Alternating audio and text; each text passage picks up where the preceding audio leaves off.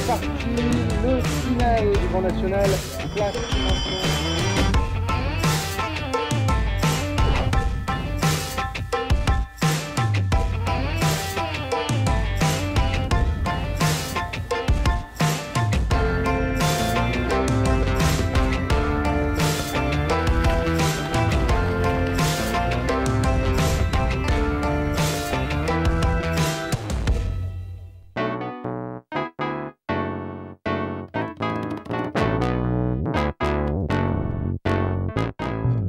Le Grand National FFE de dressage entame sa deuxième partie de la saison à Vierzon.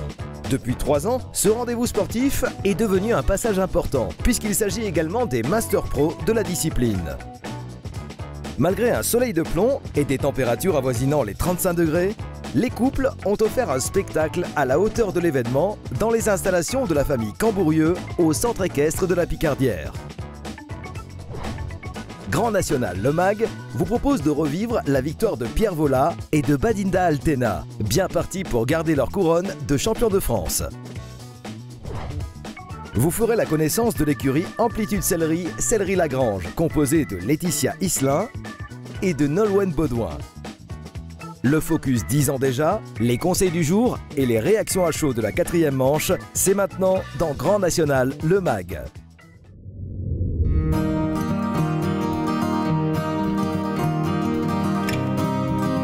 Parfois, la formation d'une écurie du Grand National est le fruit de rencontres fortuites. Mais quelques ingrédients sont quand même nécessaires pour que l'entente soit parfaite. Pour Amplitude Sellerie, Sellerie Lagrange, il aura fallu 2 jeunes femmes motivées, 2 juments d'exception ainsi qu'une bonne dose de travail avec une coach qui croit en elle.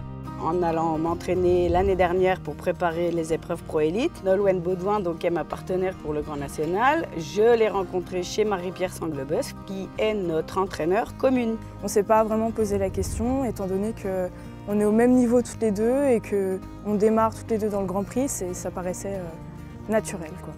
Bien, ferme tes doigts sur le filet. Voilà, voilà. Là, ok, là c'est bon. Alors Nolwenn est employée à la maison. Donc je la vois tous les jours sur 5 juments, en cours particulier, plus d'autres chevaux. Et Laetitia, je la vois 1 à 2 fois par semaine. Le trajet des 2 cavalières pour arriver à ce niveau est un peu similaire. Tout commence par le choix des juments. Cybelle, que monte Laetitia, et Bianca, la monture de Nolwenn, ont été acquises très tôt. La cavalière Lorraine, installée aujourd'hui dans l'Essonne, au haras de Launay, se souvient. Ma jument, donc Cybelle Hila, je l'ai achetée à 3 ans avec l'objectif d'apprendre le dressage parce que j'ai passé mon monitorat chez un cavalier de CSO et j'ai commencé le dressage seulement en 2009 et j'ai acheté Cybelle en 2007 mais j'ai au départ commencé à faire du CSO avec elle. Depuis ces 3 ans, on a fait les 4 ans, les 5 ans, les 6 ans, les 7 ans.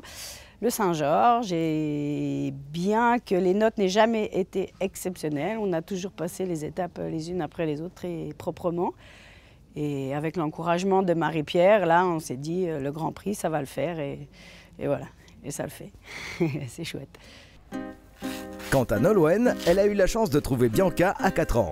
Après avoir débuté en cycle libre, le couple devient champion de France en C et en amateur élite. Elle intègre les U25 rapidement et remporte la médaille d'argent au championnat de France l'an passé. Bref, un parcours quasi parfait.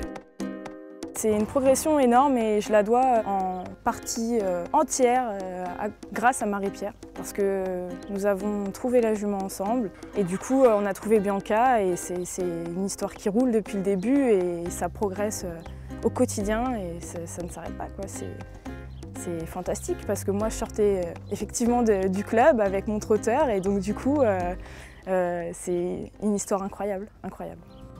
Les épreuves Pro Élite ne sont désormais plus un rêve. Cette progression nous laisse à penser que cette marche peut encore être franchie. Et qui sait, pour aller encore plus haut? On n'est pas encore super bien calé au galop, le trot il est exceptionnel. On continue, on progresse. Nolwenn, c'est son 5e concours, 5e Grand Prix. Laetitia un petit peu plus, mais elles vont y arriver. J'espérais y arriver et j'espère continuer. On a toute la vie pour continuer, donc une fois qu'on y est, il n'y a plus qu'à y rester, quoi. L'objectif, il est déjà plus qu'atteint, il est là, on est sur le Grand Prix, on est sur le Grand National. On a des notes correctes et au fur et à mesure de la saison, ça fait que monter. Donc advienne que pourra.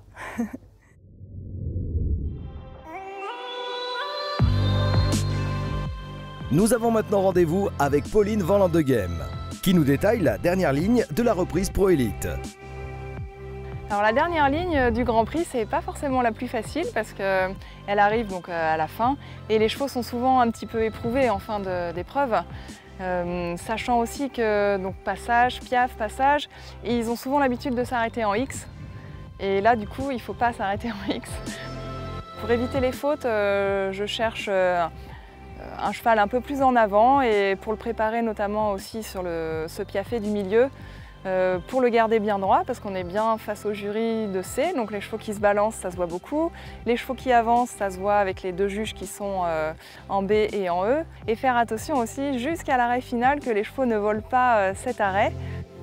Les juges recherchent de la rectitude, de la régularité et voir, je pense aussi, comment les chevaux encaissent le Grand Prix, voir s'ils sont toujours capables de faire cette transition passage, piaf, passage, ce passage jusqu'au bout, ce piafé qui est difficile à la fin de la reprise.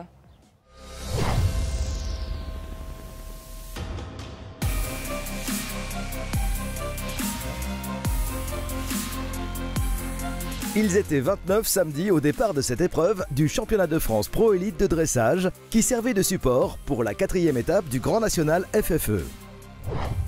Attendus comme favoris, Pierre Vola et Badinda Altena n'ont pas déjoué les pronostics. Le cavalier ligérien et sa jument expressive ont déroulé une reprise remarquable notée à 74,540%. Le couple permet à son écurie Kineton, la Mancia Couture, deuxième au provisoire avant cette étape, de s'adjuger l'épreuve.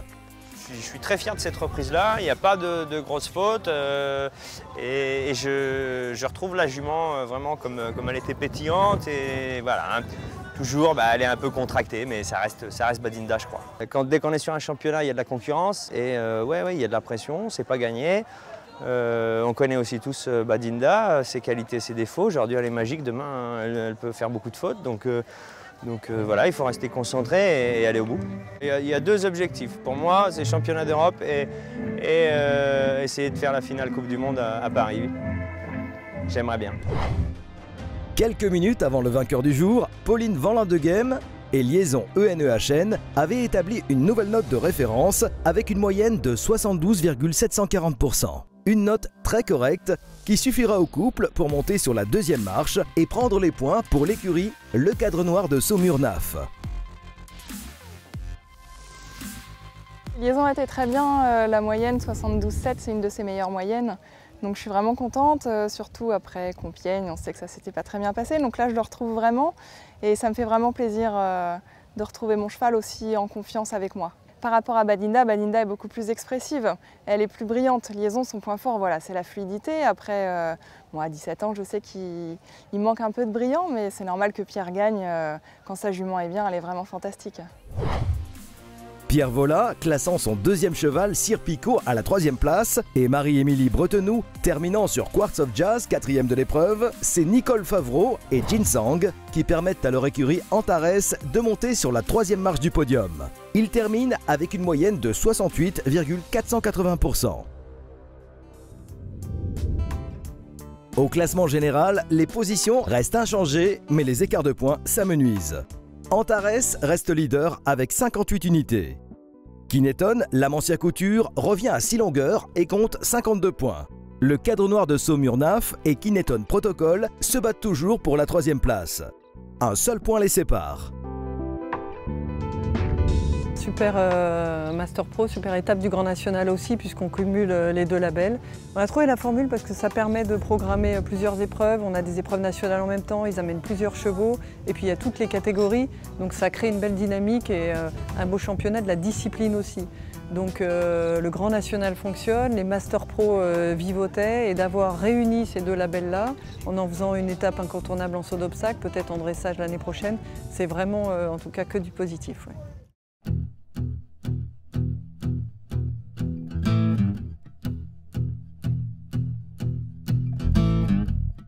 Alors, retour du rectangle gracieux avec Perrine Carlier, Écurie Smithy et Childeric.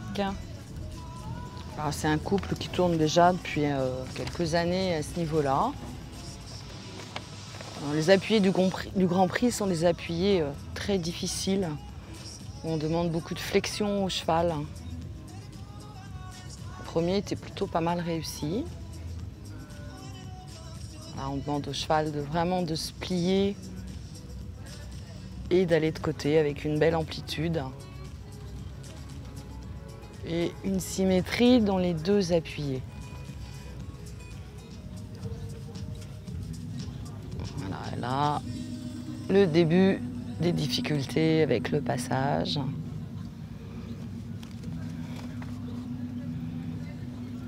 Un passage assez régulier. Un petit peu de mal à s'installer, mais les dernières battues sont très bien.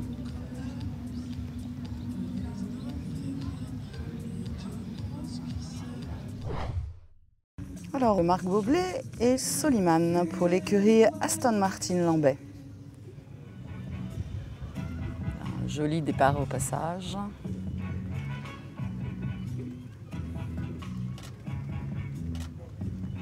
C'est un petit peu éteint dans l'entrée du piafé.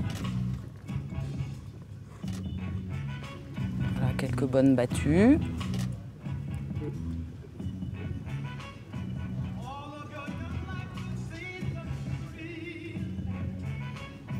Voilà, globalement, un joli passage. Juste ce qu'on peut lui reprocher, c'est effectivement ce petit problème de contact de bouche qui pourrait être plus perméable.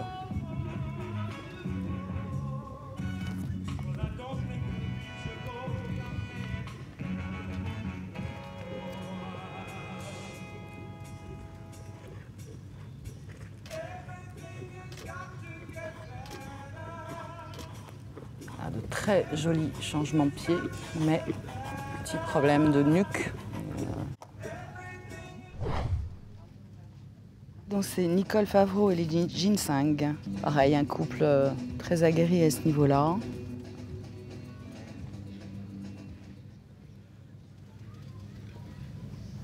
Voilà, une pirouette bien sur les hanches.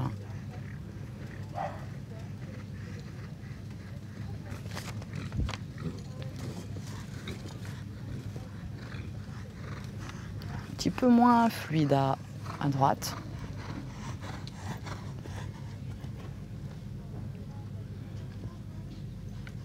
Une bonne transition.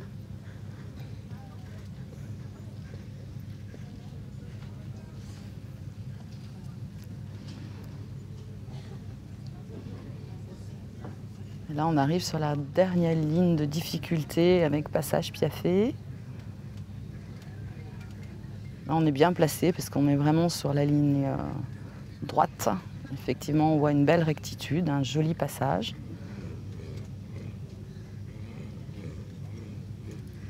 Le piaffé est plutôt bien sur place. De bonnes transitions. Un joli passage.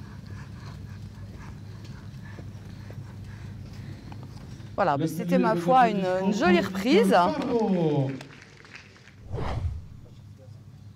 Nous avons Badinda Altena et Pierre Volin, écurie Sellerie Kineton La Mancia Couture, un cavalier également très aguerri puisqu'il a participé au jeu. Très très chouette jument, très tonique, parfois un peu trop tonique justement. Elle a beaucoup d'énergie. Joli piaffé.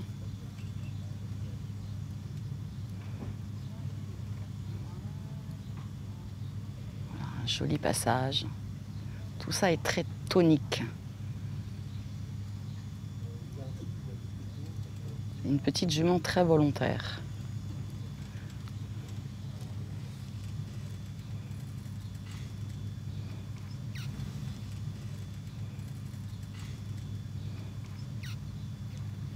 Qui est capable également de se déplier et de se relâcher. Ce que les juges demandent dans le pas allongé.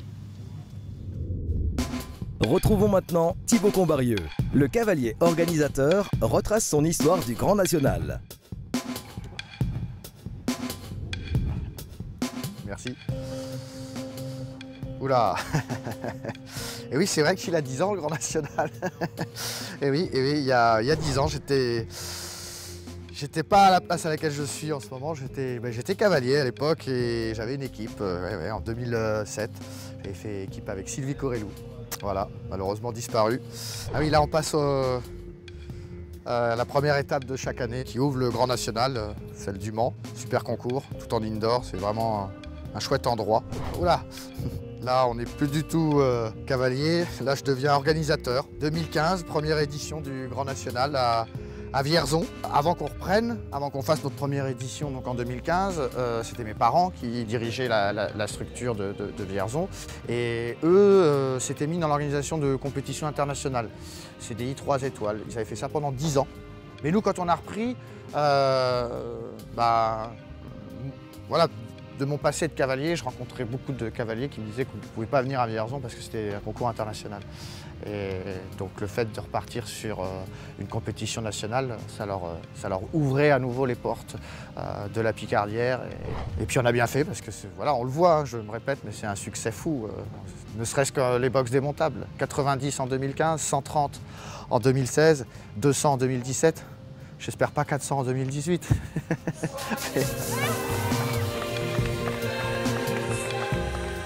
Après quelques semaines de repos, vous retrouverez le Grand National de dressage lors de la double étape de Compiègne qui aura lieu du 18 au 20 août prochain.